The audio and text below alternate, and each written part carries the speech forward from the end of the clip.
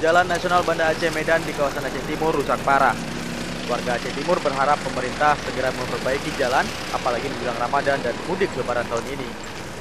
Ruas jalan yang mengalami kerusakan parah berada di Kecamatan Pedawa, Idirayu, dan Julu Aceh Timur.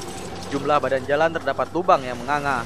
Jalanan berdebu saat musim kemarau dan menjadi kubangan lumpur saat musim hujan. Padahal jalan ini menghubungkan Provinsi Aceh dengan Sumatera Utara. Bahkan akibat ruas jalan yang rusak ini, sejumlah pengendara sepeda motor kerap terjatuh dan terperosok akibat menghindari lubang. Menurut sejumlah warga Pedawa, jalur lintas provinsi ini sebenarnya sudah dilakukan pengerasan sejak setahun yang lalu, namun hingga kini belum diaspal. Akibatnya jalan semakin rusak dan berdebu. Warga berharap pemerintah Aceh segera melakukan perbaikan jalan lintas provinsi di Aceh Timur ini. Sebab pasca Aceh damai, hingga kini jalanan di Aceh Timur belum mendapat perbaikan dan pelebaran. Dari Aceh Timur, Said Maulana melaporkan untuk Aceh Video.